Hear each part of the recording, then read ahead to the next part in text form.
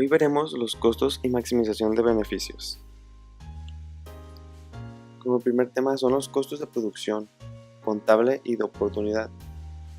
Como nos muestra la tabla, los costos explícitos o contables son los factores que le implican a la empresa un desembolso de dinero. Y los costos implícitos o de oportunidad son los factores que no le implican a la empresa un desembolso de dinero. Como para entender mejor estos términos, veremos un ejemplo, que es sobre la fábrica de helado, que dice: un pequeño fabricante de helado paga al mes, entre materias primas y sueldos de un empleado, $10,000. Dado que utiliza un local de su propiedad, no tiene que desembolsar dinero por concepto de alquiler, pero la renta mensual que pagan otras empresas por locales similares es de $5,000. Además, el pequeño empresario trabaja para su propia empresa, pero sabe que si se emplea como electricista, que era su profesión, ganará $2,000 al mes. Y para calcular los costos contables o costos explícitos son los $10,000 que paga por las materias primas y sueldos de un empleado. Y esos $10,000 es un desembolso de dinero para la empresa. Y para calcular los costos implícitos son los que no desembolsa la empresa, que es: la empresa no paga por utilizar el local, pero está renunciando a los $5,000 que podría obtener si lo alquilara, lo que se supone que es un costo de oportunidad, como también el empresario está renunciando a $2,000 al mes por trabajar en su propia empresa en lugar de trabajar como electricista. Así, son los $5,000 más $2,000, que en total darían $7,000 para los costos implícitos. Y como nos dice la tabla, también los costos económicos debemos de calcular, que esto se considera el costo de oportunidad de todos los recursos utilizados, que esto es lo que todos los recursos podrían obtener en su mejor uso alternativo, y para calcularlo es la suma de los costos implícitos más costos explícitos, que son los $10,000 de los costos contables y más $7,000 de los costos implícitos, que en total daría $17,000. Bueno, pasamos al siguiente tema, son los costos en el corto plazo. Al analizar los costos debe distinguirse entre corto y largo plazos, pues existen distintos tipos de costos dependiendo del plazo en el que se tomen las decisiones. Como hemos visto, el corto y el largo plazo se refieren a la perspectiva temporal en que se desarrollan los planes de la empresa y guardan relaciones con la posibilidad de modificar los factores fijos y reducir los costos de producción. Los costos fijos son los factores fijos de la empresa y, por tanto, en el corto plazo, independientes del nivel de producción. Costos variables. Estos dependen de la cantidad empleada de los factores variables, por tanto, del nivel de producción. Y los costos totales es la suma de los costos fijos más los variables y representan el menor gasto necesario para producir cada nivel de producto. Y aquí está la fórmula para calcular los costos totales, que es la suma de los costos fijos más los costos variables.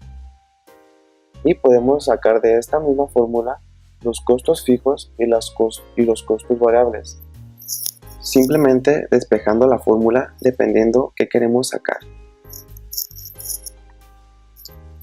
Bueno, y los costos marginales y costos medios. Como nos muestra la tabla, tenemos todos los tipos de costos. Como ya hemos visto, los costos fijos, los costos variables, los costos estables. Ahora nos enfocaremos en el costo marginal, que es el costo adicional o extra ligado a la producción de una unidad adicional del producto, como también los costos medios, que es el costo fijo medio, el costo variable medio y los costos totales medio. Bueno, para sacar el costo marginal es la diferencia del segundo y el primero, hablando de los costos totales.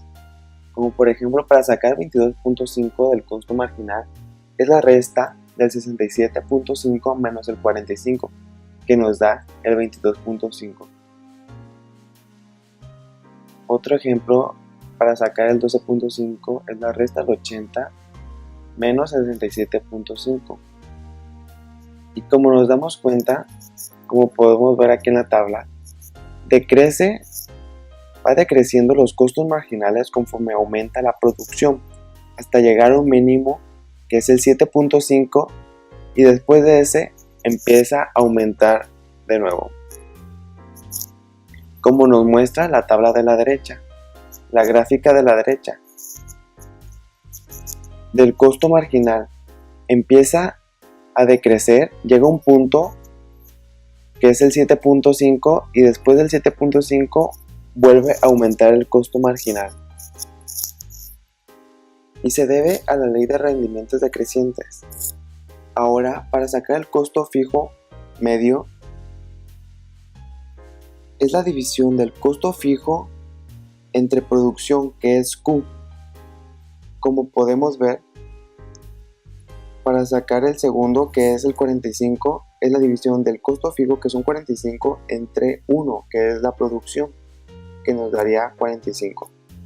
Ahora otro ejemplo, vamos a hacer el último, que es la división del costo fijo, que son 45, entre 10, que es la producción, que nos da un total de 4.5.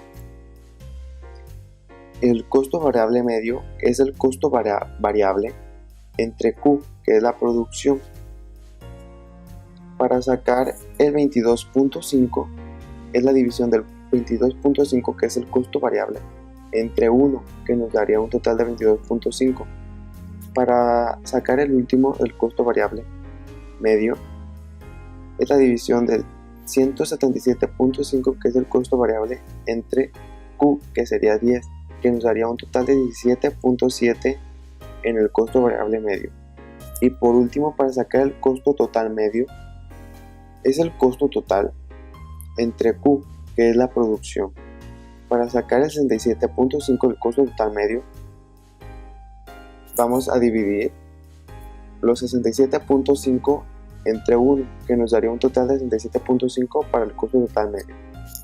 Y para sacar el 22.2, que es el último de la fila del costo total medio, vamos a dividir 222.5 entre 10, que nos daría un total de 22.2 para el costo total medio. Aquí podemos ver cómo se comporta cada una de las curvas. En la gráfica de la derecha, que vemos el costo total medio y el costo variable medio. Como las dos de esas también tienen un mínimo, empiezan a descender, tienen un mínimo y vuelven a aumentar. Costos medios o unitarios. Los costos medios unitarios son los costos por unidad de producción. Su concepto puede aplicarse a las categorías señaladas, esto es, a los costos fijos, variables y totales. Como ya lo hemos visto en la tabla anterior, cómo se aplica cada una de estas fórmulas, que los costos fijos medios es costos fijos entre unidad de producción.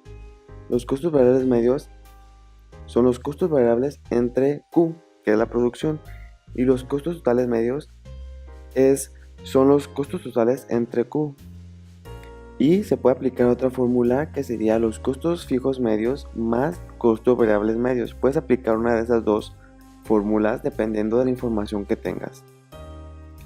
Y el costo total medio indica lo que cuesta en promedio cada unidad de producto. Relación de costos medios y costos marginales. Bueno, dice que la curva de costos marginales cortará la curva de los costos medios, que son estas, en su mínimo. Que esta relación entre costo medio y costo marginal nos dice que una empresa que pretenda alcanzar el costo medio mínimo deberá situarse en el nivel de producción en el que el costo marginal sea igual al costo medio. Es por eso que la tabla nos dice que cuando el costo marginal es inferior al costo total medio, esta decrece. Cuando el costo marginal es igual al costo total medio, alcanza su mínimo. y cuando el costo marginal es superior al costo total medio, esta crece. Costos medios a largo plazo, rendimientos de escala. Aquí veremos el análisis de la curva de costos medios en el largo plazo. Podemos ver que aparecen los tres tipos posibles de rendimientos: crecientes, decrecientes y constante, en función de la evolución de los costos medios a largo plazo. En esta primera, la empresa tiene una curva de costos medios decrecientes, de modo que una expansión de la producción se asocia con una reducción de costo unitario.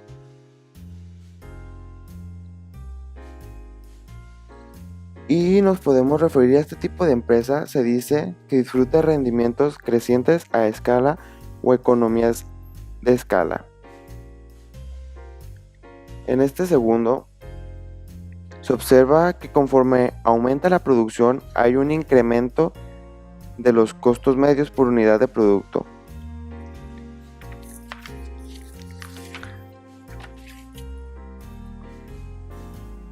Y en este caso habrá rendimientos decrecientes a escala o deseconomías de escala. Y por último, este representa una empresa de costos constantes, en la que los costos medios por unidad de producto no varían al cambiar el volumen de producción, y en este caso, el producto y los factores de producción varían en la misma proporción y se dice que la empresa muestra rendimientos constantes a escala. Ahora nos pasamos a la gráfica de la derecha, que ahí nos muestra cómo es la forma en U de la curva de costos medios en el largo plazo. Que este se debe a que se supone que la empresa experimenta para distintos niveles o tramos de output, economías de escala, rendimientos constantes a escala y deseconomías de escala respectivamente. Y si bien la curva de costos medios en el largo plazo también tiene forma en U, es bastante más plana que sus homólogas en el corto plazo. La forma de la curva de costos medios en el largo plazo se justifica por la existencia en distintas fases de la producción, de economías y deseconomías de escala respectivamente. Cuando hay rendimientos crecientes a escala, el costo medio a largo plazo disminuye conforme aumenta el nivel de producción. Cuando hay rendimientos constantes a escala, el costo medio a largo plazo es plano. Y cuando hay rendimientos decrecientes a escala, el costo medio a largo plazo es creciente. Y nos podemos dar cuenta en la figura de la derecha cómo se comporta cada una de ellas. Decisiones de producción de la empresa y la maximización de beneficios. Bueno, la decisión básica que toda empresa debe tomar es la cantidad que producirá, y esta decisión dependerá del precio al que puede vender y el costo de producción. Y para determinar la cantidad de producto que colocará en el mercado, se guía por el deseo de maximizar los beneficios. Estos son definidos como la diferencia entre los ingresos totales y los costos totales, como podemos ver la fórmula del lado izquierdo. Y también para calcular los ingresos totales, esta se calcula multiplicando el precio de venta del producto o servicio, que es el precio, por el número de unidades vendidas, Q. Y hablando en beneficios económicos y beneficios contables.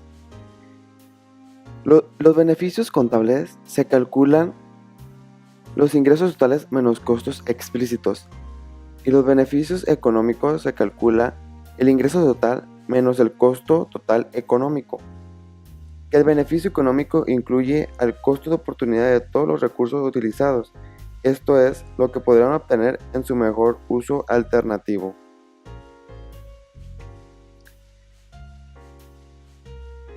Y para adentrarnos más a este ejemplo a detalle, regresamos al ejemplo del pequeño fabricante de helado y suponemos que mensualmente obtiene ingresos totales por $19,000. Es interesante analizar las diferencias entre beneficio económico y contable. Recuerde que el costo contable explícito o contable en que incurría el fabricante de lado era de $10,000 y que el costo implícito era $7,000. Así, la diferencia entre beneficio económico contable puede expresarse como las siguientes fórmulas que aparecen al lado de la figura de azul, a la derecha. Como vimos, el beneficio contable se calcula el ingreso total, que son los $19,000 menos los costos explícitos, que son $10,000, y da un total de $9,000. Y el beneficio económico se calcula el ingreso total, que son los $19,000 menos el costo total económico, que son los $17,000. Y en total nos quedaría la cantidad de $2,000. Y como podemos ver en la figura, nos muestra cómo ve un economista a una empresa y cómo ve un contador a una empresa. Cuando en economía se analiza una empresa, se incluyen todos los costos de oportunidad, que son los costos explícitos y los implícitos, mientras que en el contable solo se incluyen los explícitos. Es por ello, el beneficio económico es menor que el beneficio contable. Y desde el punto de vista económico, dice que un negocio sea rentable, el ingreso total debe cubrir todos los costos de oportunidad, como nos muestra en la figura de azul, de cómo ve un economista a una empresa. El ingreso total debe cubrir todos los costos de oportunidad explícitos e implícitos, y sí lo hace, así que podremos decir que sí es un negocio rentable. Beneficios, ingresos marginales y costos marginales. El ingreso marginal es el cambio en el ingreso total cuando se altera la cantidad producida en una unidad. Dice, la maximización de los beneficios se alcanza cuando la diferencia entre el ingreso total y el costo total es máxima. Como podemos ver en la figura, esta diferencia positiva máxima se logra en el punto en el que la pendiente de la curva de ingreso total es igual a la pendiente de la curva de costo total. El ingreso marginal se define como el cambio en el ingreso total que se produce cuando se altera en una unidad la cantidad producida. Y el nivel de producción que maximiza el beneficio óptimo tiene lugar cuando el ingreso marginal es igual al costo marginal, como podemos ver en la figura. Y de igual manera, las curvas azules que nos muestran ahí, el ingreso marginal es igual al costo marginal. Ahí es cuando se hace la maximización de la empresa. Veremos los tipos de beneficios. El primero que mencionaremos son los beneficios normales o nulos, que este es cuando la empresa logra igualar los ingresos totales y los costos totales. El beneficio es igual a cero, que no hay pérdidas ni ganancias, y se dice que la empresa obtiene beneficios normales o contables. La otra posibilidad, otro beneficio que veremos son los beneficios extraordinarios, y este es que los ingresos totales sean superiores a los costos totales. En este caso, la empresa obtiene beneficios extraordinarios, en el sentido de que son superiores a los de la explotación normal. Y por último, pérdidas, que esta posibilidad es cuando los ingresos totales son inferiores a los costos totales, y por tanto la empresa incurre en pérdidas, como el nombre lo dice, de esta posibilidad. Pérdidas y producción. Las pérdidas mayores que los costos fijos. Esta situación aparece cuando el costo variable es mayor que el ingreso total, o sea, las pérdidas en que incurre la empresa son mayores que los costos fijos. Y en este caso, la empresa debería cerrar, dado que si la empresa produce, incurriría en mayores pérdidas que si dejara de producir y solo cubriera los costos fijos. La segunda son las pérdidas iguales a los costos fijos. Esto ocurrirá cuando costo variable es igual al ingreso total. En esta situación, los únicos costos que quedan por cubrir son los costos fijos, y a la empresa le será indiferente producir o no, ya que si lo hace, las pérdidas en que incurrirá serán iguales a los costos que tendría que soportar si no produce. Y por último, las pérdidas menores que los costos fijos. Una empresa incurrirá en pérdidas inferiores a los costos fijos cuando costo variable es menor que el ingreso total. Y si el ingreso total es mayor que el costo variable, quiere decir que en parte se está cubriendo los costos fijos de forma que las pérdidas en las que se incurren al producir son inferiores a los costos fijos. En esta situación, el empresario aún con pérdidas decidirá producir. Su deseo de maximizar los beneficios le lleva a maximizar las pérdidas, es decir, a cubrir parte de los costos fijos, pues tendría que hacerles frente aunque dejara de producir. Punto de cierre o umbral. El punto de cierre tendrá lugar para el volumen de producción en el cual el beneficio es igual a cero, de forma que los ingresos totales se igualan a los costos totales. Y con la fórmula de ingresos totales, que es igual a los costos totales, esta se despeja para obtener la cantidad que determina el punto de cierre de la empresa, que es la de la derecha. Bueno, y nos dice que si la producción vendida está entre 0 y Q, de punto de cierre, que es Q, como vemos en la figura de abajo de las fórmulas, la empresa obtiene pérdidas, ya que esto implica que los beneficios serán estrictamente negativos, que son los beneficios son menores a 0. Y si la producción vendida coincide con el punto de cierre, que es Q, que vemos en la figura que dice punto muerto, no se obtiene pérdidas ni ganancias. Es decir, que el ingreso total es igual al costo total. Que este es el punto de cierre, que tiene lugar en la intersección entre la recta que representa los ingresos totales en función de la cantidad vendida y la recta que representa los costos totales en función de la cantidad producida. Que esto implica que los beneficios son iguales a 0. Y si la producción vendida es mayor que el punto de cierre hacia la derecha, esto quiere decir que los ingresos totales son mayores a los costos totales y los beneficios serán estrictamente positivos, o sea, los beneficios son mayores a 0. Gracias.